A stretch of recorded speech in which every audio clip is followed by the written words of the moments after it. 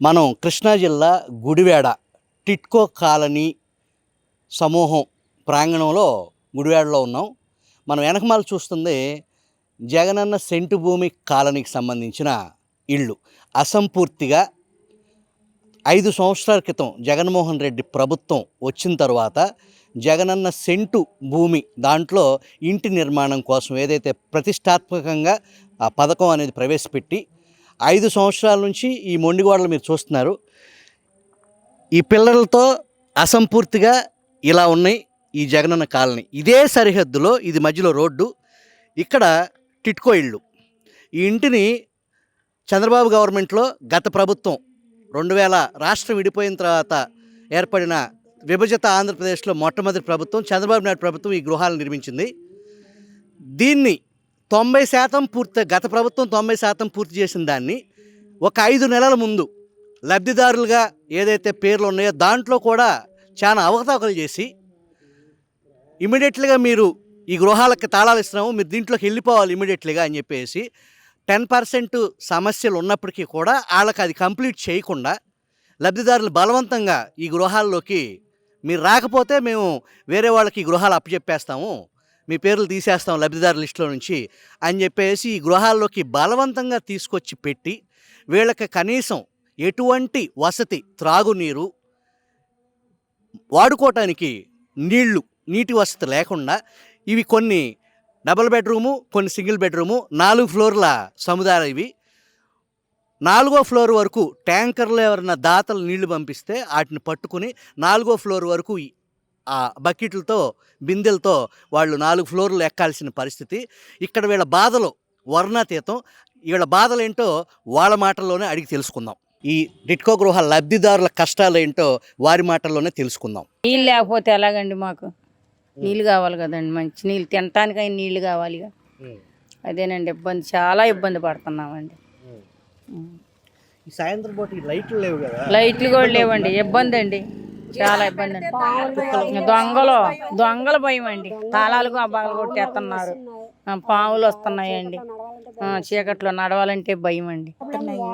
మొత్తం మీద ఇక్కడ ఫ్లాట్లో ఉండే ఈ వాటర్ ట్యాంకు వచ్చి 3 సార్లు వచ్చిందండి. మేము వచ్చి ఇప్పుడు ఇది 6వ నెల నీళ్ళు రానప్పుడు వారానికి ఒకసారో 4 రోజులకు ఒకసారో ట్యాంకర్ అన్న వస్తే ఎలాగో మోసుకుని చస్తాం.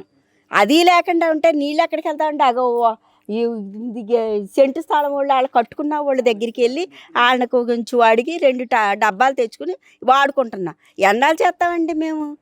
ఎండాలు చేసుకుని వాళ్ళకి కరెంట్ ఉందండి, బోర్ నీళ్ళు వస్తాయి, వీధి లైట్లు కూడా లేవు వాళ్ళకి. అసలు ఈ పక్కన ఎక్కడ వీధి లైట్లు లేవు.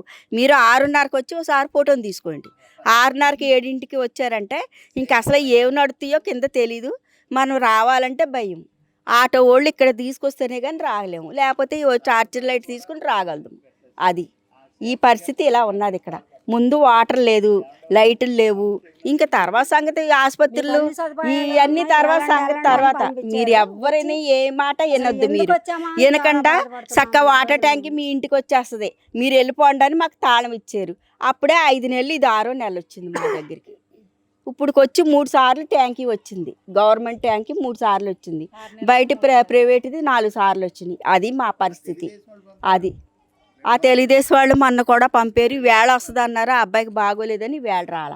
నిన్న మొన్న వచ్చిందంటే నిన్న మొన్న ఇక్కడ టైం టెంట్లు వేసుకున్నారు, రావడానికి లేదు. మా పరిస్థితి ఏంటి చెప్పండి? మేము మోసుకోగలదమా? ఎమ్మెల్యే దృష్టికి మీ సమస్యలు తీసుకెళ్లారా? ఎమ్మెల్యే దృష్టి తీసుకెళ్తానికి మా గోడి ఎవరు వింటారండి? అంతవరకు మా గోడి ఎవరు వింటారా? స్పందనలో పెట్టాము, అందరం వెళ్ళాము. 48 ఫ్లాట్లు, 30 మంది వచ్చారు. వచ్చి నీళ్లు లేక 4 రోజులు ఉంటాం, వెళ్ళిపోతాం. 4 రోజులు ఉంటాం, వెళ్ళిపోతాం.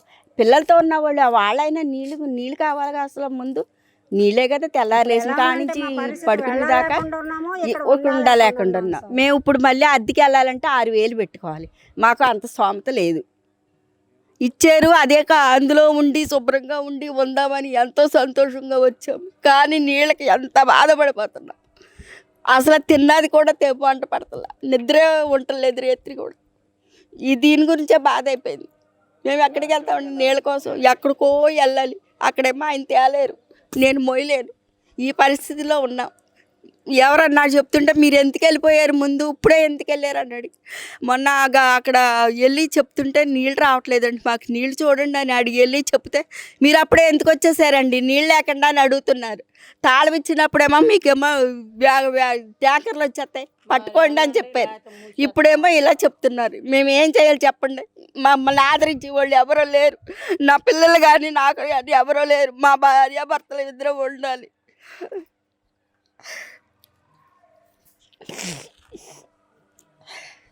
అందరి పరిస్థితులు ఇలాగే ఉన్నాయి.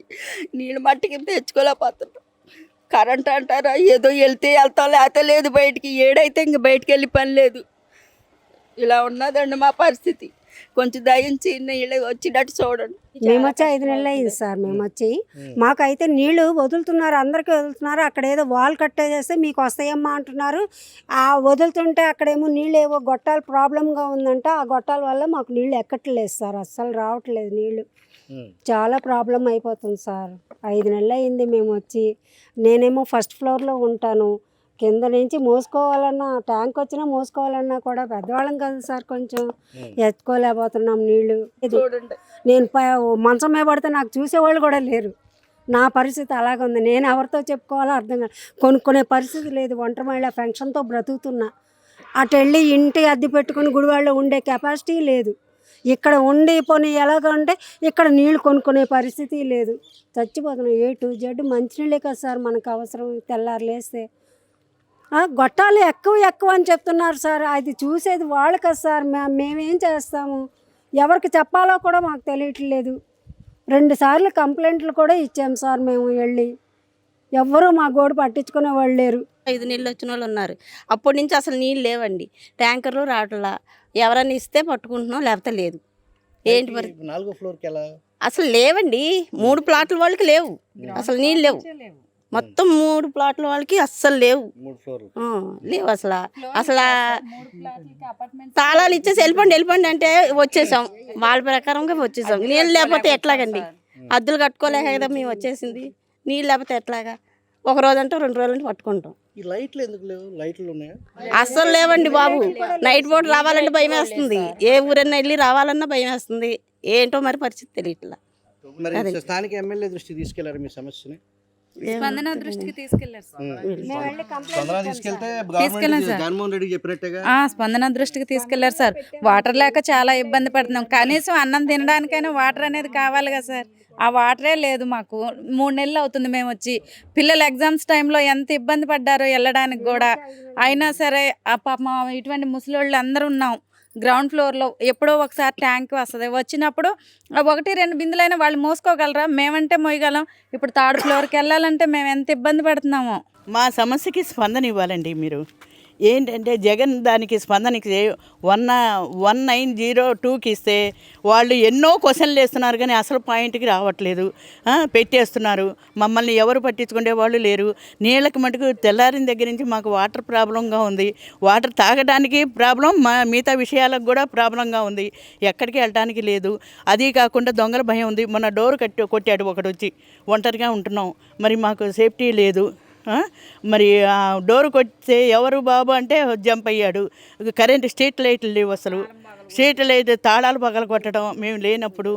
అలాగా లేనప్పుడు ఆ ఇంట్లో కూడా ఉండటానికి భయంగా ఉంది. బయట లైట్ వేసి ఉన్నా కూడా మాకు భయంగానే ఉంది. ఇక్కడ వాతావరణం ఏంటంటే స్నాక్స్ బాగా అసలు ఏమీ అమ్మటానికి రావట్లేదు. స్నేక్స్ వస్తున్నాయి, పాములు వస్తున్నాయి. అందరు జర్రులు పాములతో ఉంటున్నాము. మరి అది కాకుండా మాకు కీ ఇచ్చేటప్పుడు వాగ్దానం అన్నీ వస్తాయమ్మా, అన్నీ ఏర్పాటు చేసామమ్మా అని వాగ్దానం చేశారు. అది నిలబెట్టలేకపోయారు. మొన్న ఎమ్మెల్యే గారు కూడా నీళ్ళు ఇచ్చారా చేశారని ఒక్కళ్ళు వచ్చి స్పందన చేయటం కానీ ఉన్నారు లేరు, ఎలా ఉన్నారు, ఏమిటి, ఎంతమంది ఉన్నారు, ఇది మళ్ళీ బ్యాంక్కి వాయిదా కట్టమని మాకు నోటీసులు ఇచ్చారు. ఎలా కడతామండి? అసలు ఏమీ అసలు ఎంతో బాధపడతాం. తెల్లారుతుందంటే భయంగా ఉంది. రాత్రిలో నిద్ర పట్టట్లేదు. ఎందుకు నిద్ర? తెల్లారి ఏంటా వాటర్ ప్రాబ్లం ఏంటా? కొడుకు కోడలు వాళ్ళ దగ్గర ఉండలేము, ఒక్కళ్ళే ఉంటున్నాం. వాళ్ళు వస్తే కాళ్ళు ఇరక్కొడతా అంటారు. ఇంకో అల్లుడు వెళ్తే నీకు కొడుకున్నాడు కదా అని వాళ్ళు కొడుకు అయితే కాళ్ళు ఇరక్కొడతానంటారు. మరి ఏంటి దీనికి సమస్యలు ఏంటి? ఇల్లు నా పేరును వచ్చిందని వచ్చా. గుడివాడ నుంచి చాలా మా వారు పోయారు, నేను ఒక్కదాన్ని ఉన్నా. నాకు పరిస్థితి ఏంటి? దీనికి స్పందించబోతే చాలా ఇబ్బంది పడతారు. మా అందరి వల్ల ఆడవాళ్ళ జీవితాలతో ఆడుకుంటున్నారు. మహిళలు మహాశక్తులు, పరమశక్తులు. వాళ్ళు తలుచుకుంటే ఏదైనా చేయగలం మేము. తలుచుకోవలేదు కానీ అందరు నా బిడ్డలు మా బిడ్డలు అని అనుకుంటున్నాం, కానీ అది మేము తలుచుకుంటే నిమిషం ఆగరు మిగతా వాళ్ళు. అది మా స్పందన చేసి వెంటనే మాకు రిప్లై చేయి. రేపటి నుంచే మాకు నీళ్లు వదిలేట్టుగా ఈ వార్త చూసి మీరు టీవీల్లో వాటిల్లో పేపర్లో చూసి మాకు వెంటనే తెల్లారేపటికి నీళ్లు లేకపోతే మటుకు ఇంకో రకంగా ఉంటుంది పరిణామం ఇంకో రకంగా తీస్తాం. అది మా విప్లవం మటుకు ఆగదు. మా ప్రాబ్లం ఎవరైతే సాల్వ్ చేస్తారో, ఏ ప్రభుత్వం వాళ్ళు వచ్చినా కూడా మేము ఇదే అడగదలుచుకున్నాం. మాకు నీళ్లు, స్ట్రీట్ లైట్లు మాకు ఏర్పాటు చేయాలి. ఆడవాళ్ళని చాలా ఇబ్బంది పడిపోతున్నాం. మగవాళ్ళు అంటే పొద్దున పూట ఇంటికి బయటికి వెళ్ళిపోతారు జాబులు రీత్యా. ఆడవాళ్ళం ఎంత ఇబ్బంది పడతాం, ఇంట్లో పిల్ల జల్లాలను చూసుకొని. పెద్ద వయసు వాళ్ళం కూడా ఉన్నాం మాలోని. ఎవరు వచ్చినా కూడా మేము ఓట్లు వేసే ప్రసక్తే లేదు ఏ ప్రభుత్వానికైనా. ఎవరైతే మా అందరి సమస్యలు తీరుస్తారో వాళ్ళకే మేము ఓటేస్తాం. చెప్తున్నాను కదా, నేనే చెప్తున్నా నా తరపు నుంచి. నేను అదే మాట సార్. అంటే ఇది కక్షాకు ఆవేశం కాదు సార్. మా కడుపు బాధ, మేము నీళ్లు మోసుకోలేక బాధలు పడుతున్నాం. బాధలకి మేము చెప్తున్నాం సార్. తెల్లారిందంటే భయంగా ఉంది మాకు, అసలు చాలా ఇబ్బంది పడుతున్నాం. కొనుక్కోలేని పరిస్థితి, నీళ్ళు లేకుండా ఉండలేని పరిస్థితి. పక్కింటి అమ్మ దగ్గరికి వెళ్ళి ఒక బకెట్ అడిగితే మాకే నీళ్ళు లేవమ్మా నీకేమి ఇస్తామని వాళ్ళు. ఎవరి స్వార్థం వాళ్ళది కదా. మేము ఎవరిని అడుక్కుంటూ తిరగాలి చెప్పండి మీరు. అసలు గొట్టాలు ఎందుకు ఎక్కట్లేదు, అది మెయిన్ ప్రాబ్లం సాల్వ్ చేయమండి. అది మాకు మీకు 3 ఫ్లాట్లు ఎక్కట్లేదు అంటున్నారు సార్. ఎందువల్ల ఏమిటి? ఎందుకు ఎక్కట్లేదని ఎవడన్నా పెద్ద మనిషి వచ్చాడా? ఒక్క పెద్ద మనిషి వచ్చి వెళ్ళి ఉన్నాడు, డిఎస్పీ ఉన్నాడు, అన్నీ ఉంది, అందరు ఉన్నారు. అన్ని డిపార్ట్మెంట్, గుడివాడ అంటే పెద్ద ఊరు, డిపార్ట్మెంట్లో ఒక్కడు వచ్చి మీ సమస్యకి ఏంటండి, ఆ గొట్టాలు ఏమిటి, రావట్లేదు ఏమిటి, ఎందుకు రావట్లేదు అని వాళ్ళు ఏమైనా పరిష్కారం చేశారా? ఎక్కడో చూసేట పెద్ద మనుషులు. అక్కడ చూసినప్పుడు ఇక్కడికి వచ్చి రావట్లేదని చెప్పాం కదా, వచ్చినప్పుడు చూడక్కర్లేదా? ఇక్కడ అంత డిపార్ట్మెంట్ ఏం చేస్తున్నారు? నిద్రపోతున్నారా? ఇరిగేషన్ డిపార్ట్మెంట్ ఏం చేస్తారు? అందరూ నేర్పేద్దా అని మీసం మేరేసుకుంటే సరిపోతుందా? ఎవడు ఏ కొడుకు వచ్చాడు, నా కొడుకు వచ్చాడు ఇక్కడికి వచ్చి మీ ప్రాబ్లం ఏంటి అని అడిగాడా? నీళ్లు లేవు, ఓ పద్ధతి లేదు, ఒక మొత్తం పాములు తేళ్ళు వస్తున్నాయి, ఇవన్నీ సాల్వ్ చేయటం లేదు. కాలువ డ్రైనేజీ మునిగిపోయి సాయంత్రం అయ్యేపటికి దోమలు ఈగల్లాగా ఉంటున్నాయి. ఎవడు బడాయిస్తున్నాడు? ముందుగా ఇల్లు ఇచ్చాడు, తాళం చెవులు ఇచ్చి పంపించారు. ఎవరు ఎక్కడ ఉంటామని, ఏం చేస్తామని, ఎలా ఉంటామని వాడి ధీమా ఏమిటి? మీసం మీద వేసుకొని కూర్చుంటే సరిపోతుందా?